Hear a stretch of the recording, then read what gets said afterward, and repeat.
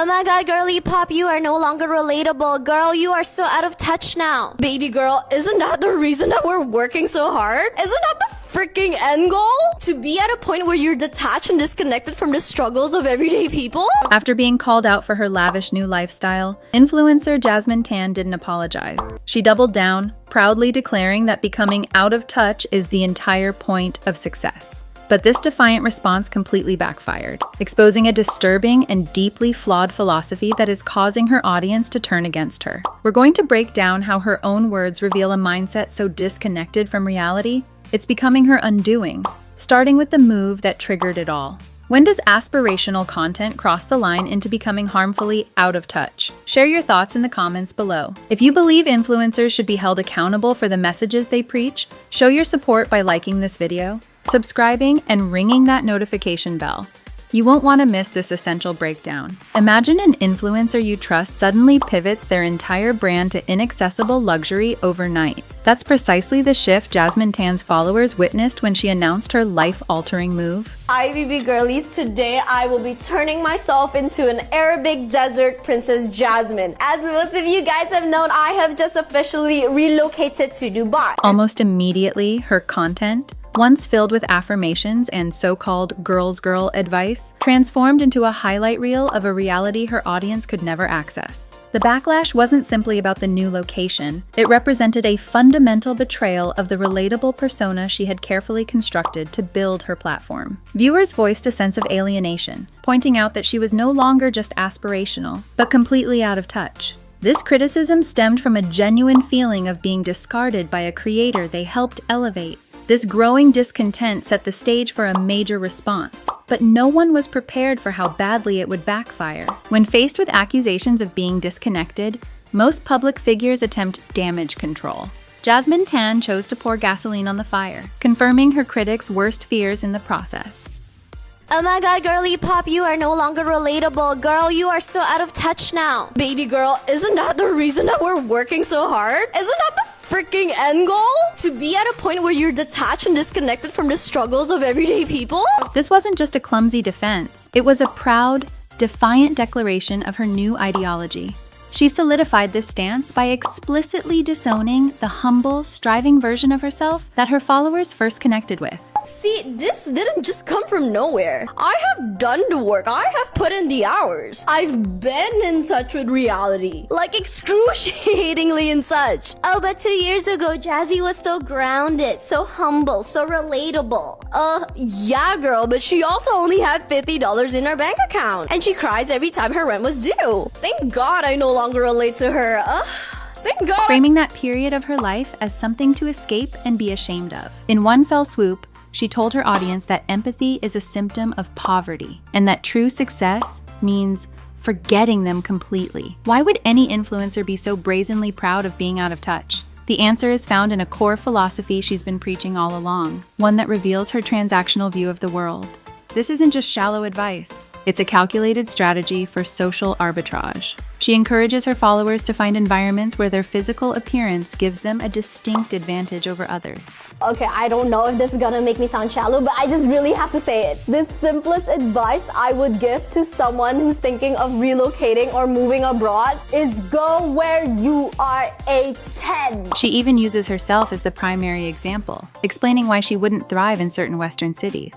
Babe, if I were to move to LA or Miami or New York, have you seen how Gorgina everyone looks? It's giving blonde, blue eyes, a full BBL package, and generational wealth. And listen, I am a confident girly, but I know my limits. I wasn't born to compete with Instagram filters in real life. Now you know where I always feel like a 10? Obviously, Asia. This mindset is the Rosetta Stone for her entire brand. If your worldview is built on exploiting superficial inequalities, then of course you'd see being out of touch as a victory. This out-of-touch philosophy extends directly to her view on relationships, which she presents as purely transactional. She proudly recounted her breakup story, which began with her being impressed by extravagant gifts. So I was in a 2-year relationship, and baby, I got love bombed. Week 2 of dating, this man flew me to Perth. Bought me a golf set, diamonds, flowers every single week without fail. For her, this wasn't a red flag. It was the expected price of admission. The moment the material benefits dipped, however, the relationship was over. She cites being taken to a hot pot restaurant on Valentine's Day as the final straw, an offense so great it warranted ending a 2-year partnership.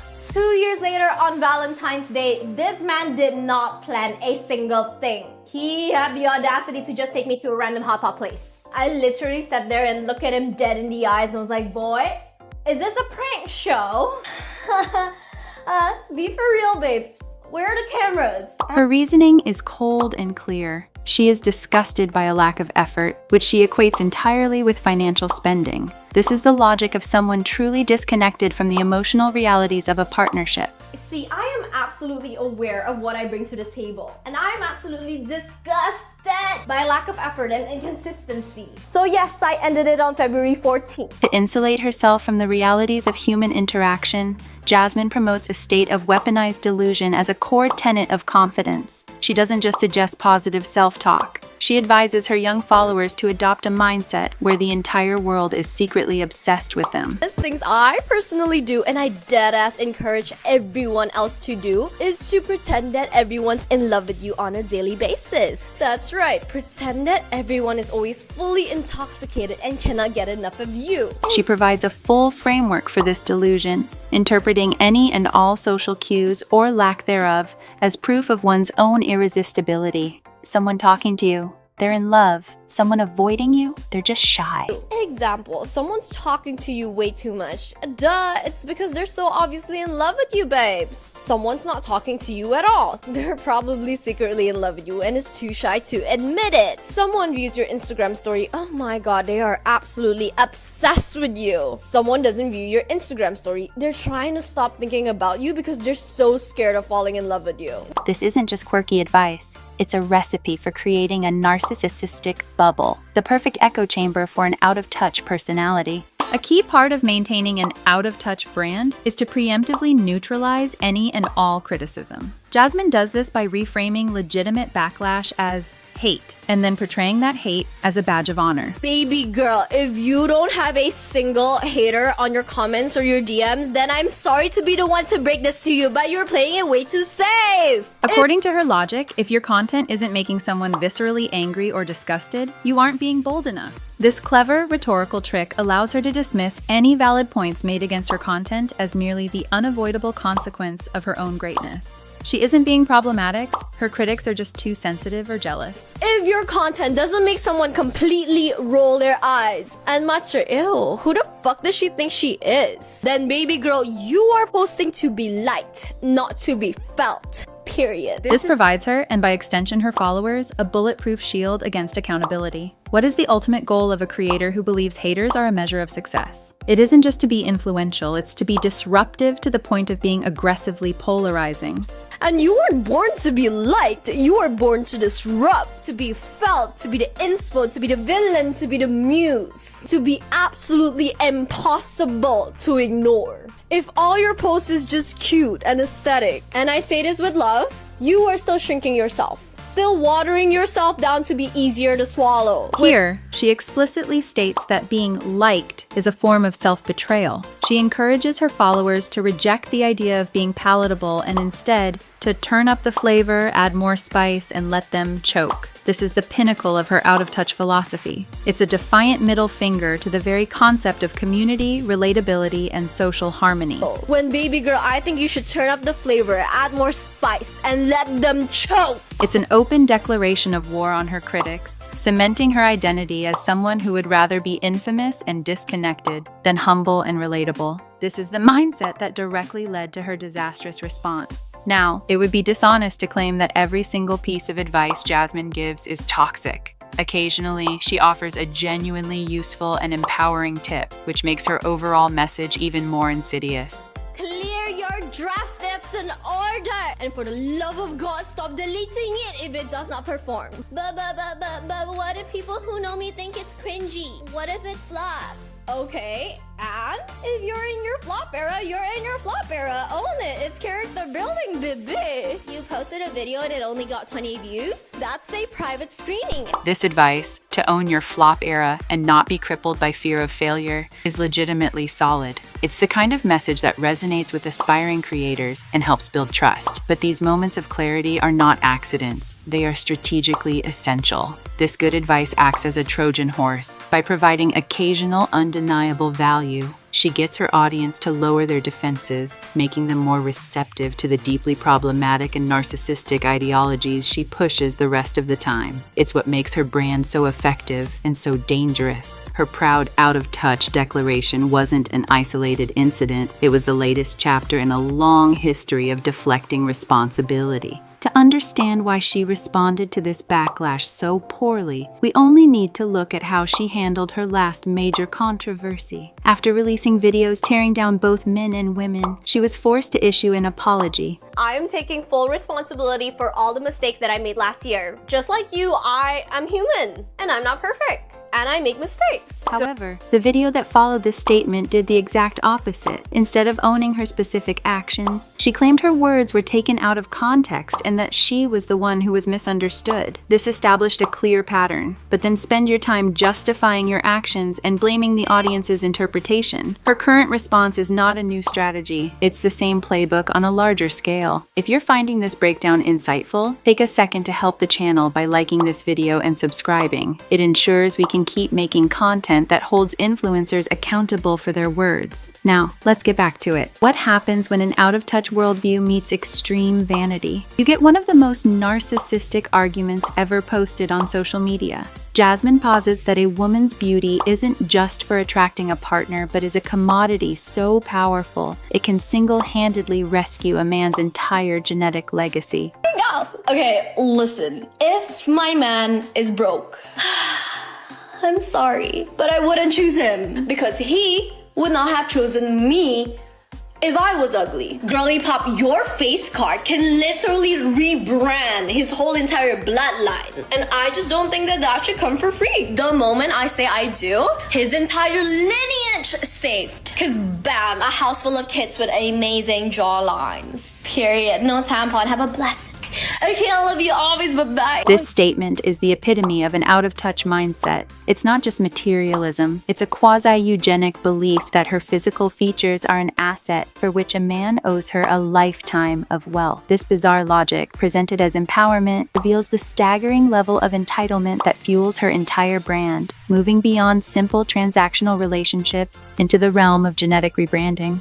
Jasmine frames her advice to flirt with life as a cure for depression, a quirky way to bring joy back into a dull existence. Girl, if you feel like life has been dry, dull, and low-key giving beige, you are not the only one. Do not worry, you are not depressed, honey. You just forgot how to flirt with life. Smile at everyone as if you know all their secrets.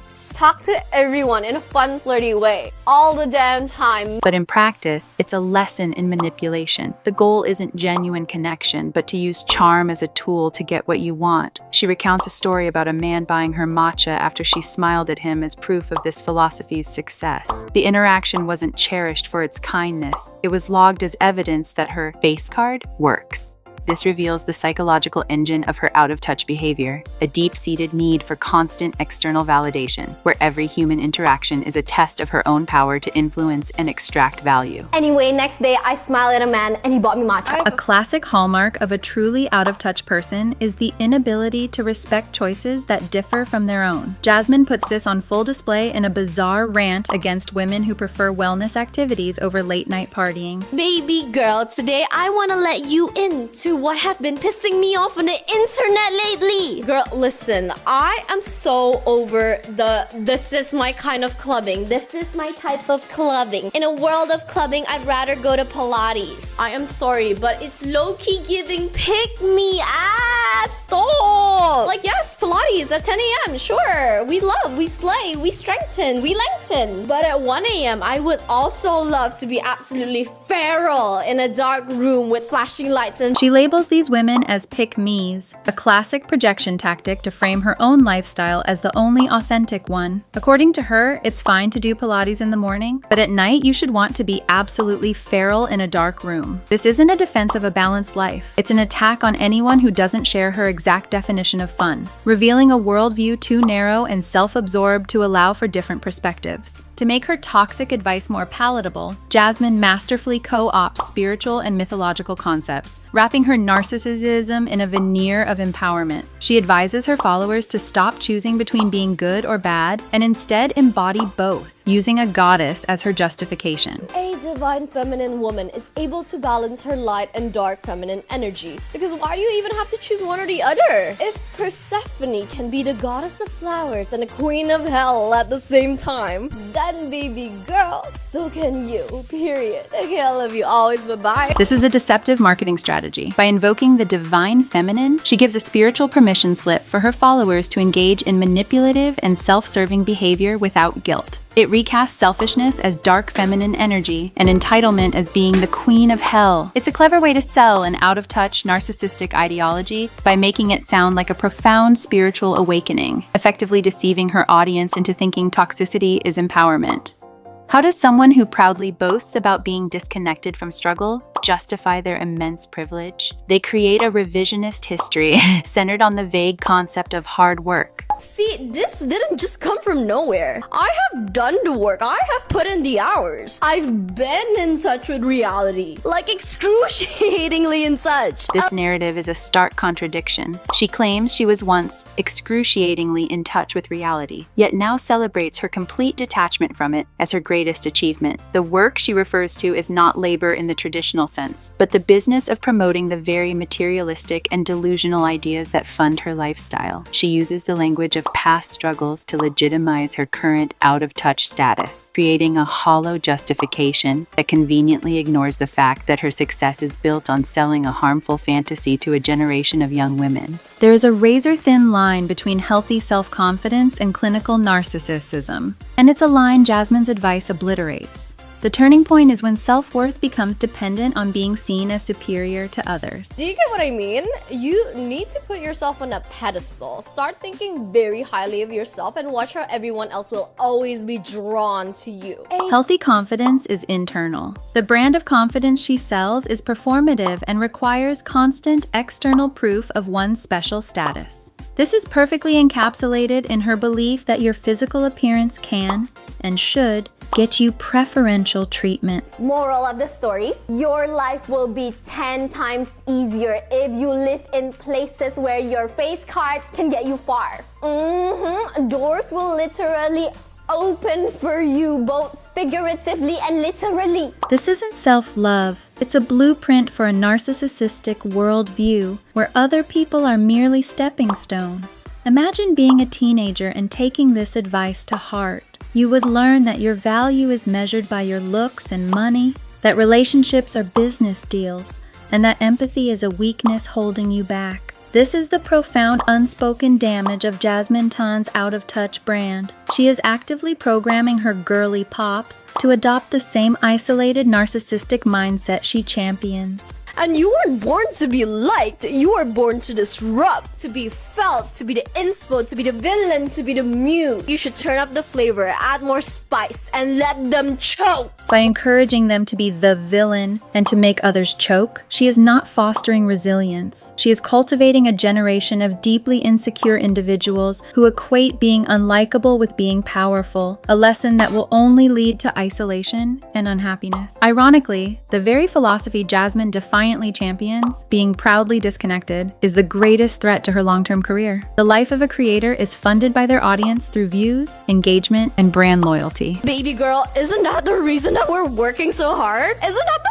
freaking end goal? To be at a point where you're detached and disconnected from the struggles of everyday people? When you openly tell that audience you have nothing in common with them and view their reality as something you're glad to have escaped, you sever the very connection that sustains you. You cannot market yourself as a girl's girl while openly looking down on the girls you claim to represent. No gatekeeping was involved, so I feel like it's my duty to pass it on. Her response wasn't a power move, it was a catastrophic business mistake. The crash is inevitable because an influencer brand built on alienating its own customers is designed to eat itself. So what is the real end goal?